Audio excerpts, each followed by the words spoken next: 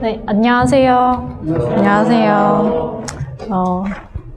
선생님도 저도 이렇게 학생들 앞에서 말씀을 하게 될 줄은 사실 몰랐는데, 되게 새로운 경험인 것 같아요. 그래서 선생님도 많이 떨리지만, 일단, 일주일 동안 되게 말씀에 대해서 깊이 생각해 볼 수 있는 기회가 돼서 좋았습니다. 오늘 선생님의 주제는 초성으로 한번 말을 해볼게요. 한번 맞춰보세요. 기역, 시옷이에요. 뭘까요? 맞아요. 제가 이따가 간단하게 챙겨주겠습니다. 주제를 선택하게 된 동기를 제가 먼저 말씀을 드릴게요. 선생님, 저희 중등부 분반을 맡고 있는데, 그 분반 시간에 펜이 없는 거예요. 한 친구만 펜이 있었어요. 필통이 있었어요. 그래서 나머지 친구들한테 이제 펜을 좀 나눠줘라 해서 그 친구가 필통을 가지고 와서 이렇게 나눠줬어요. 근데 받은 친구들이 그냥 가만히 있는 거예요. 그래서 제가 지금 뭐 하는 거지? 싶어가지고 얘들아 지금 뭐라고 해야 돼? 라고 했을 때 애들이 뭐라고 했을까요? 고마워. 맞아요. 고마워라고 말해야지 하면서 초등학교처럼 제가 자, 다 같이 시작! 고마워 이렇게 했어요. 그러고 이제 일주일이 지났어요. 또 펜을 안 가져왔어요, 이 친구들이. 그래서 똑같은 상황이 반복됐어요. 그런데 같은 상황에서 또 고마워라는 말을 안 하는 거예요. 그래서 제가 거기에 약간 그게 오랫동안 마음에 남았어요. 그래서 그래서 저는 오늘 주제를 고마워가 곧 감사죠. 그래서 감사를 선택하게 되었습니다. 사실 그냥 말 한마디 아닌가, 이게 뭐 그렇게 중요한가 생각할 수 있는데, 왜 중요하냐면 말은 그 사람의 마음 상태를 드러내기 때문이에요.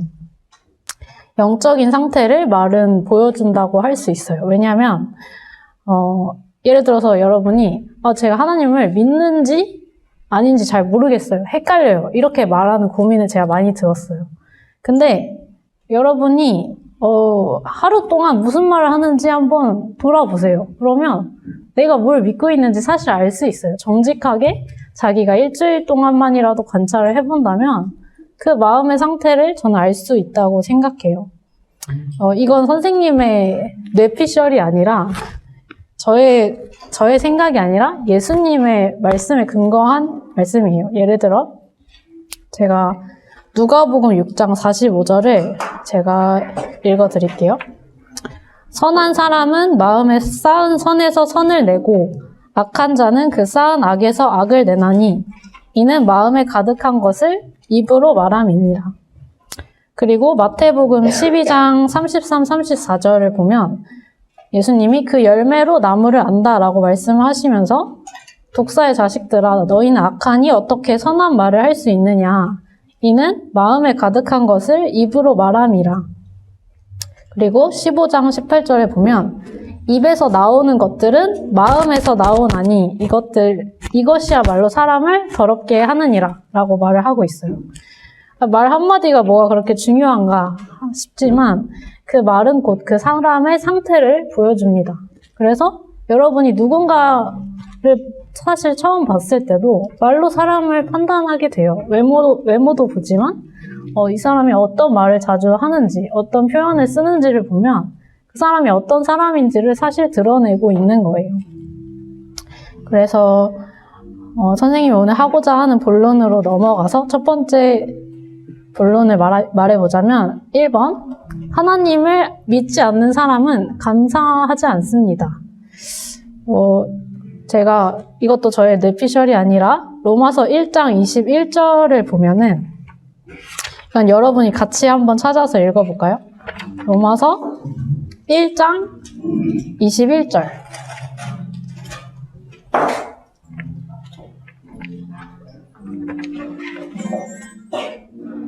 자, 1장 21절을 같이 읽어보겠습니다. 시작.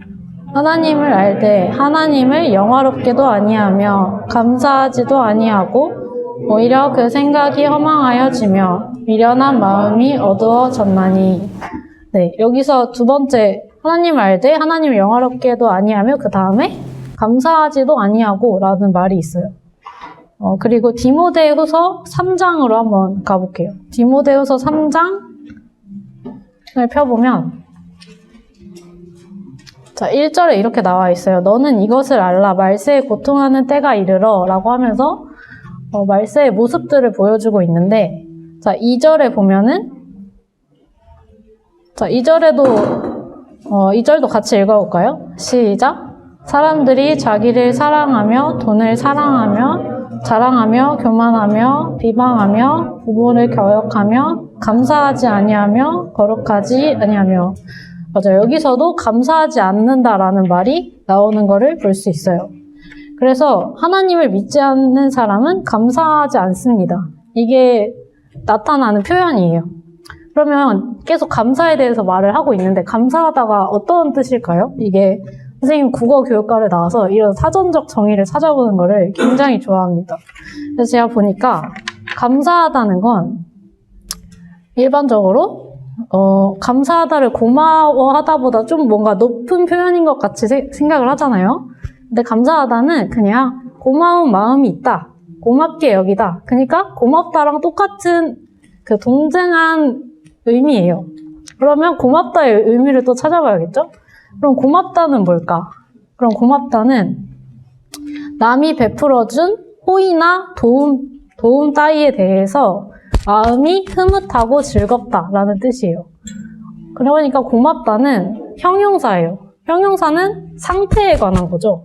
그러니까 마음의 상태. 이 내 마음의 상태가 누군가 나에게 베풀어준 어떤 도움이나 호의 때문에, 호의 덕분에 내 마음이 흐뭇하고 즐겁다. 이 상태 자체가 고마움이라는 거예요.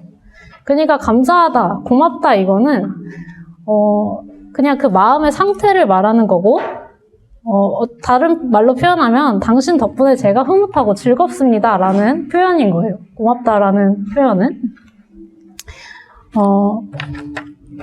그래서 그러면 제가 감사하지 않는다고 했는데 그럼 그 감사하지 않는다, 즐거워하지 않는다, 누군가의 호의나 어떤 도움을 즐거워하지 않는다는 건 어떤 식으로 나타날까요?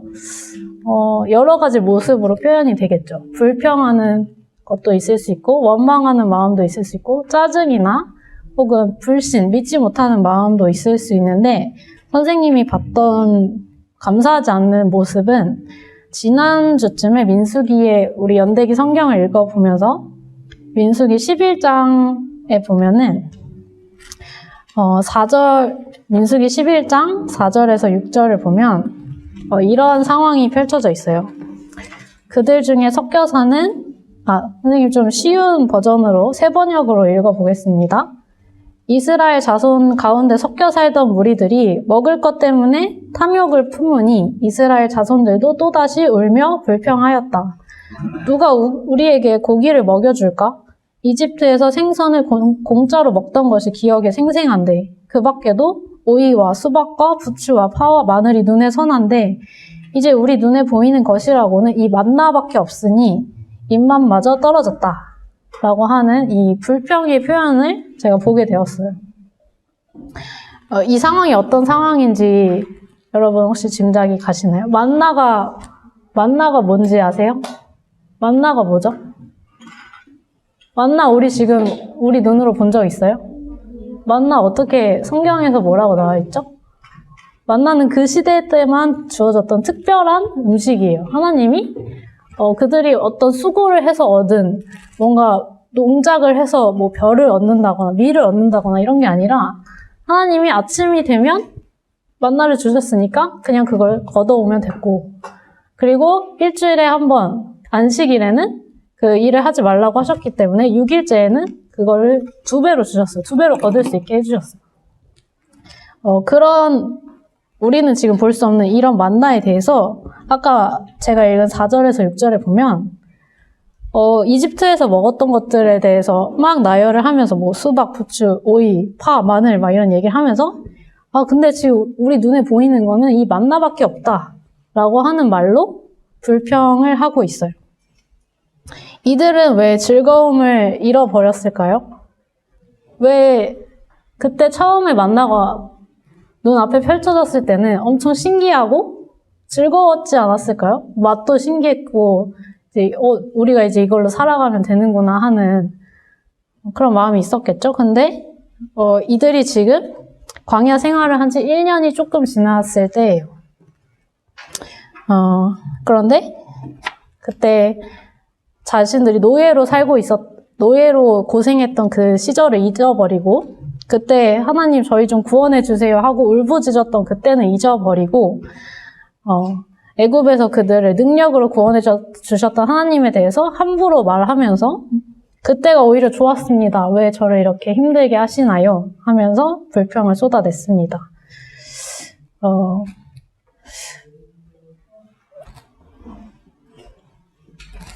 그러면 선생님이 하나님을 믿지 않는 사람은 감사하지 않는다라고 했는데 두 번째 선생님이 하고 싶은 말은 하나님을 믿는 사람은 감사할 수 있다는 겁니다. 하나님을 믿는 사람들에게 대해서 성경은 감사를 명령으로 주시고 있어요. 감사하라. 감사에 대해서 명령으로 주시고 있는데 예를 들어서 에베소서 5장 4절을 보면은 선생님이 읽을게요. 누추함이나 어리석은 말이나 희롱의 말이 마땅치 아니하니 오히려 감사하는 말을 하라. 명령으로 나오고 있고 골로새서 3장 15절에서 17절에서도 보면은 이 15절에서 17절 3절 사이에 감사라는 말이 3번이나 언급이 됩니다. 너희는 또한 감사하는 자가 되라.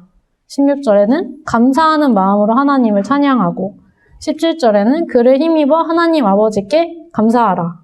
이 짧은 세 구절 사이에서 감사가 3번이나 언급되는 것을 볼 수 있습니다. 감사를 명령으로 주셨다는 건 그게 물론 어렵긴 하지만 할 수 있으니까 주셨다는 거겠죠? 그런데 이제 믿는 사람에게는 앞으로 하나님이 축복만 주시고 좋은 상황만 펼쳐질 테니까 감사를 할 수 있다고 하신 걸까요? 어떻게 생각하세요?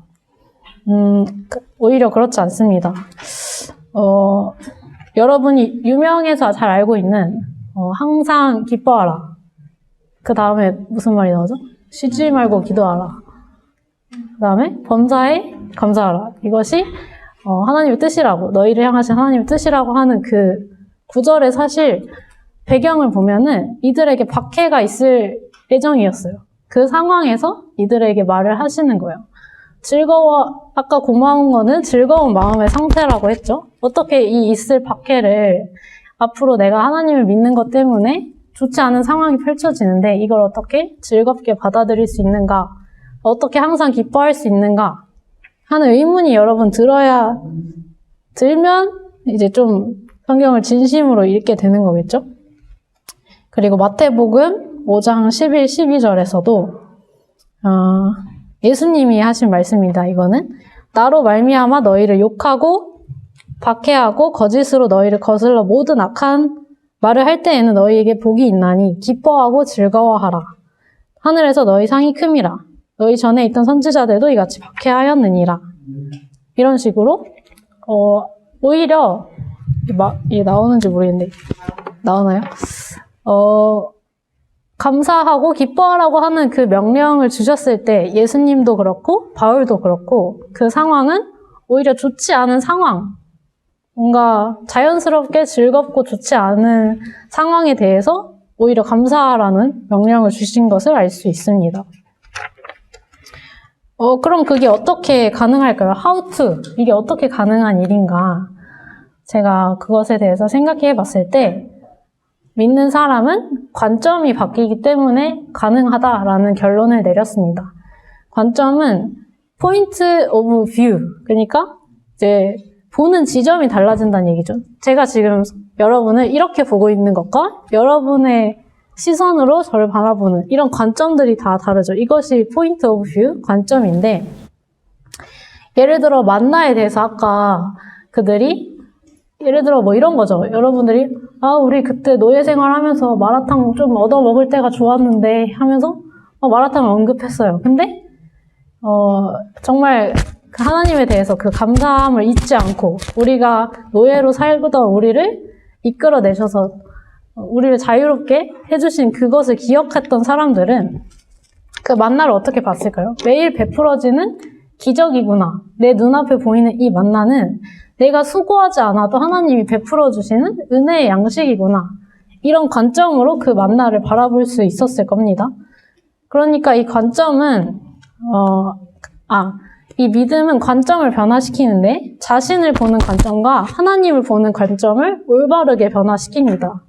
그동안 여러분이 살아오면서 그냥 자연스럽게 가지고 태어나는 관점은 여러분이 하나님을 대적하는 관점에서 태어났기 때문에 사탄과 긴밀하게 연합되어 있었기 때문에 사탄은 우리에게 없는 것을 생각하게 합니다. 우리가 받지 않은 거, 다른 사람이 가진 거, 내가 키가 좀 작으면 키 큰 사람이 보이고 내가 좀 얼굴이 약간 어느 부분이 마음에 안 들면 그게 보이는 거예요. 아니면 내가 더 좋은 신발을 사고 싶으면 좋은 신발이 보이고 이게 다 사탄이 우리에게 주고 싶어하는 그런 마음입니다. 다른 사람과 자기를 비교하게 하고 또 열등감을 느끼거나 혹은 우월의식을 느끼게 해서 그걸 통해서 하나님과 멀어지게 하는 게 사탄의 목적입니다. 특히 여러분이 청소년 시기 때는 자아가 막 새롭게 막 형성되는 중이잖아요. 그럴 때 너무 좋죠. 이 시기 너무 좋다. 사탄에게 완전 기회예요, 이거는 여러분을 이제 평생 내 편으로 만들 기회다 하면서 이런 마음에 굉장히 좋아한다. 저는 그렇게 생각을 하는데 믿는 사람은 이 관점이 바뀌게 되면서 아까 말했죠? 자신과 하나님에 대해서 올바른 관점으로 바뀌게 된다고? 그러면서 먼저 자신에 대해서 자신의 주제를 알게 됩니다. 자신이 죄인이라는 것을 우리가 그냥 말로만 하는데 정말 자신의 처지를 깨달은 사람은 자신의 죄를 깨닫고 보게 될수록 나는 내가 마땅히 지금 받아야 할 대접보다 훨씬 더 나은 대접을 받고 있는 사람이구나. 이런 은혜를 깨달은 사람의 인식이 점점점 커지게 됩니다. 그러면서 지금 내가 자랑할 게 아무것도 없구나 라는 걸 깨닫게 되는데 고린도전서 4장 7절에 보면은 누가 너를 남달리 구별하였느냐? 내게 있는 것 중에 받지 아니한 것이 무엇이냐? 내가 받았은즉 어찌하여 받지 아니한 것 같이 자랑하느냐? 그러니까 내가 부러워했던 남들의 무엇이든 혹은 내가 가지고 있었지만 소중함을 몰랐던 무엇이든 다 여러분이 가지고 태어난 것이 아니라 사실은 다 하나님이 각각의 사람에게 부여하시고 허락해 주신 것들이라는 것을 보게 됩니다. 점점.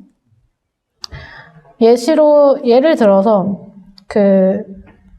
최악의 상황에서 어떻게 감사할 수 있는가의 예시로 욥이라는 사람을 여러분도 아실 텐데 욥은 당대의 의인이었고 잘못한 게 없었습니다. 하나님 앞에서. 그런데 하나님과 사탄 사이에 어떤 일종의 말이 오고 가면서 사탄이 이런 말을 했죠. 과연 욥이 자신이 가지고 있는 것을 다 빼앗아도 하나님을 사랑할까요? 그래서 시험을 하자 하나님이 허락을 해주십니다. 그러면서 자신의 재산과 아들들, 딸들 다 죽습니다. 자기 몸도 상하고 막 그냥 집도 없고 그냥 아무 황폐화된 상황에서 막 자기 몸에 종기가 다 났으니까 막 그걸 긁고 있으니까 옆에서 보다 못한 아내가 욥을 바라보면서 이렇게 말합니다. 아니 이런 상황에서 너가 이런 입술의 온전함을 지키려고 하냐. 그냥 하나님을 욕하고 죽어버려라. 이렇게 말을 하니까 욥이 어떤 말을 하냐면 어리석다. 너의 말이 어리석다. 우리가 하나님께 복도 받았은즉 화도 받지 아니하겠느냐 하고 그가 입술로 범죄하지 아니했다고 욥기에 기록되어 있습니다. 선생님 이게 왜 감사라고 할 수 있나요? 감사는 즐거워하는 상태라고 했는데 하나님이 주신 호의나 이런 것에 대해서 즐거워하는 상태라 했는데 이것도 감사라고 할 수 있나요? 구약에서의 감사는 곧 찬양을 의미합니다. 그러니까 하나님의 성품과 역사에 대해서 공적인 고백을 하는 거예요. 하나님은 선한 분이십니다. 하나님을 찬양합니다. 하는 게 곧 감사와 동등한 의미인 것입니다. 그러니까 욥은 하나님의 주권을 인정했습니다. 하나님이 주셨기 때문에 하나님이 가져가셔도 나는 이것에 대해서 할 말이 없습니다. 왜냐하면 나의 주인은 하나님이시고 내가 가진 모든 것의 주인 자체가 원래 하나님이셨기 때문에 하나님은 찬양받기 마땅한 분이십니다. 하는 이 고백이 곧 그 사람의 감사인 것입니다. 여러분, 감사에 대해서 성경의 예시도 들고 했지만 사실 여러분 주변에서 감사하는 사람을 본다면 그냥 그 자체가 보기 좋을 거예요. 왜냐면 여러분이 불평하는 사람과 같이 있으면 힘 빠지는 걸 경험해봤을 겁니다. 선생님은 예를 들어 선생님이 대학생 때 어떤 잘 친하지 않았던 동기와 수업을 같이 한 학기 동안 듣게 됐어요. 잘 모르는 상태지만 이제 선생님이 한번 수업을 놓친 거여서 이제 다른 학년들이랑 수업을 듣는 거여서 그 사람밖에 아는 사람이 없었어요. 그래서 둘이 같이 앉아서 이제 수업을 듣는데 정말 매주 불평을 하는 거예요. 어떤 상황이 돼도 불평이 가득한 거예요. 그냥 처음에는 만났을 때 우리가 뭐 몇 학번인데 이 아래 학번들과 수업을 들으니 어쩌고 저쩌고. 그래서 그냥 그럴 수 있지. 처음에 그랬어요. 그래 그럴 수 있지. 그 다음 주가 됐는데 항상 불평할 상황을 항상 그 불평의 말을 다는 거예요. 제가 그때 정말 진절머리가 나서 어느 순간은 그냥 이 옆에 앉기가 싫다 이런 생각이 드는 거예요. 그냥 힘이 쭉쭉 빠지는 거예요. 근데 반대로 여러분 감사하는 사람이 주변에 있으면 그러니까 예를 들어 갑자기 오늘 대청소다. 오늘 너네 다 열심히 해야 돼 하는 상황에서도 어떤 친구가 그 상황에 대해서 재밌게 말하면 어때요? 그 분위기를 바꿔주면 고맙지 않아요? 그 친구에 대해서? 왜냐면 같이 힘이 빠지는 상황일 수 있었는데 누가 그것에 대해서 좋게 말하고 긍정적으로 말해주면 그것에 대해서 힘이 나고 오히려 주변의 분위기를 밝혀줍니다. 그런 사람은 분위기 메이커라고 하기도 하고 그렇게 감사하는 사람은 그냥 실제 생활에서도 빛이 나는 사람이고 주변을 밝게 합니다. 그런데 여러분이 근데 저는 제가 우리 학생들을 생각해 보면서 우리 학생들은 충분히 모두 감사할 수 있는 상황이라고 생각이 되어졌어요. 왜냐면 먼저 여러분이 식상한 말일 수 있지만 교회에 이렇게 매주 나와서 하나님의 말씀을 들을 수 있는 게 사실 은혜가 맞습니다. 여러분이 하나님을 찾거나 노력해서 어떤 교회를 막 찾아가고 내가 어디로 가야 하냐 묻고 성경은 어디서 사야 하냐 내가 무슨 성경을 봐야 하냐 이런 거 고민해 본 적 없잖아요. 근데 선생님 전도해 보니까 알겠어요. 이것도 다 하나하나 누군가의 수고와 도움이 필요하고 또 어떤 교회를 나가는데 그 교회가 신천지일 수도 있고 어떤 교회가 자기를 안 좋은 길로 오히려 빠뜨릴 수도 있고 혹은 또 여러분이 여기 왔을 때 익숙하고 편안한 마음이 들잖아요. 막 너무 어색하거나 어렵지 않잖아요. 다 아는 사람들이고 눈에 익은 사람들이고 학교보다 그냥 더 편할 때도 있고 근데 이런 익숙하고 편안하다고 해서 이런 일상의 감사와 소중함을 잊어버린 사람들에게 하나님은 여러분이 민수기를 연대기를 통해 보셨다면 아시겠지만 그 불평하는 사람들에 대해서 하나님이 오래 참아주시지만 하지만 결국에 진노하시고 그들이 돌이키지 않았을 때 그들에 대해서 분노하십니다. 거룩한 분노를 이뤄내셔서 그 사람들을 없애버리시기도 하고 그래서 오늘 결론을 내보자면 첫 번째는 여러분이 하는 말로 여러분의 영적인 상태를 판단해 볼 수 있으니 여러분이 어떤 말을 하고 사는지 여러분은 감사하고 찬양하는 말을 하는 사람인지 원망하고 불평하는 말을 하는 사람인지 판단해 보셨으면 좋겠습니다. 그리고 우리 익숙하고 뭔가 편안하다고 해서 이 일상의 은혜를 잊지 않고 말씀을 즐거운 마음으로 받는 고맙게 여기는 사람이 되셨으면 좋겠습니다. 시편 112편 1절의 말로 이 말씀을 끝내도록 하겠습니다. 여러분이 모두 저는 복 있는 사람이 되었으면 좋겠습니다. 할렐루야 여호와를 경외하며 그 계명을 크게 즐거워하는 자는 복이 있도다. 네, 이상입니다.